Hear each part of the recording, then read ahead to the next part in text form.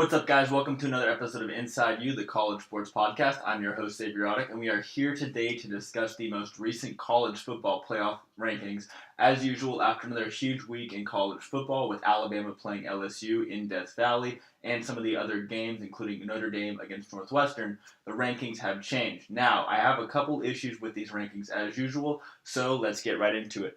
First one being LSU at number 7. Now, very true that the Tigers are having a tremendous season. They had a big win early on over Miami. Also, they've beaten a Auburn team that come from behind to beat Texas A&M this last weekend. However, after them losing to Alabama 29-0 with all of the factors in their favor, a home game at night, coming off a bye week, for them to have performed the way they did, for them to only drop 4 spots, to me, is a disservice to the rest of the teams in the college football playoff.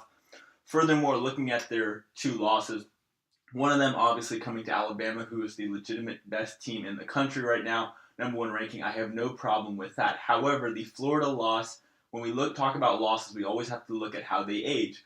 A couple of weeks ago, Florida was very much in the hunt for the SEC East, but after their loss to Georgia, but more importantly, their loss to Mizzou this last weekend, this team looks like it's headed in the complete wrong direction. Also, a lot of unfortunate news coming out of Gainesville yesterday when it was announced that backup quarterback Kyle Trask had suffered a season-ending foot injury.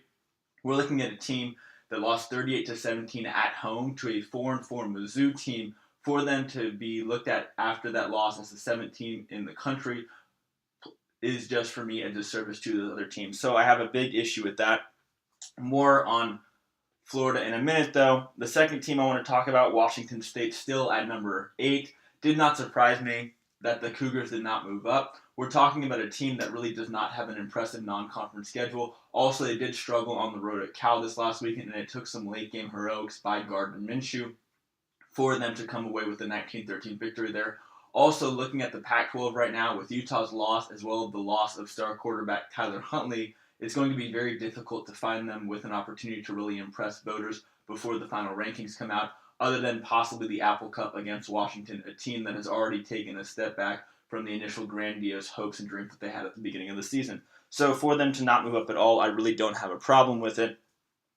And that gets us to probably my biggest issue with Florida right now. They are ranked at number 15. This is a team that has 3 losses total. Obviously, they lost to Kentucky early on in the season, and since then they've now suffered back-to-back losses, once to Georgia and then this past weekend to Mizzou.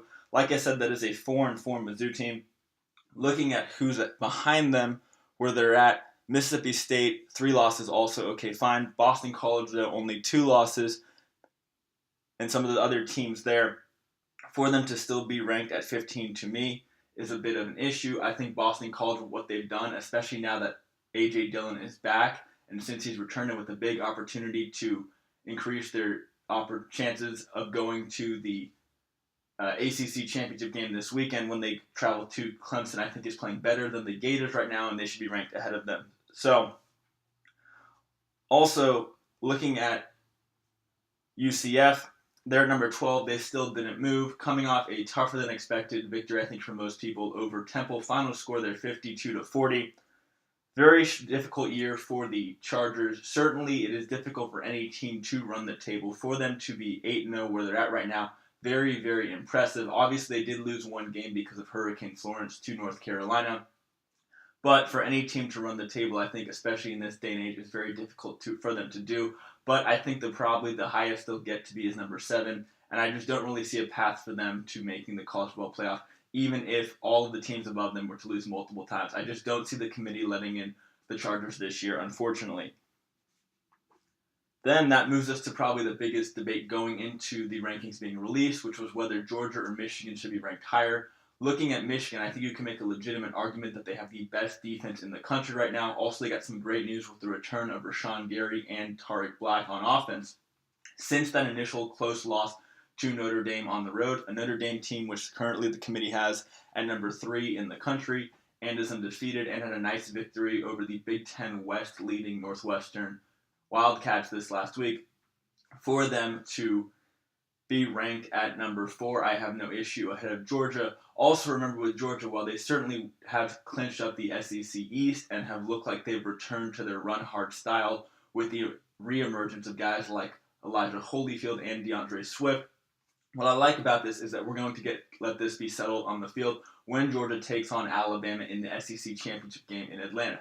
Now, I do want to caution and say that if Notre Dame were to lose in the next few weeks, I think they have a tougher than expected game this weekend against the Florida State, especially with the announcement that starting quarterback Ian Book will be sitting out. Brandon Wimmish certainly not as big of a throwing threat for the Irish as Ian Book has been these last few weeks. Also, then they have Syracuse in Yankee Stadium. And then the game that's really most intriguing to me is USC.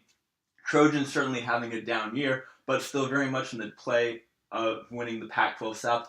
And what makes that game very important is since Notre Dame does not have a conference championship game, if they were to lose that, do they really want their last impression on voters being their loss to USC? So certainly some opportunity for them to fall. Looking at those top four, Alabama, Clemson, Notre Dame, and Michigan, I think the team that has the best chance of losing between now and the final rankings is the Notre Dame Fighting Irish, followed by, obviously, Michigan with their game against Ohio State in the next few weeks.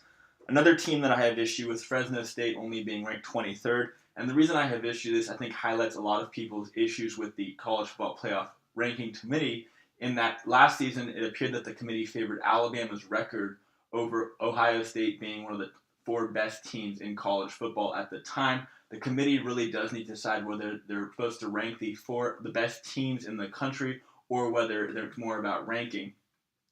If they're going for record, then certainly I think the Bulldogs should be ahead of Iowa State, Penn State, and Texas, all of whom are coming off losses this last weekend. Texas obviously having lost 2 in a row now, losing to Oklahoma State 2 weekends ago and then this last weekend, as they did to West Virginia, even with the late game heroics by Will Grier for the Mountaineers. Speaking of West Virginia, I think they should be ranked higher than LSU, like I said.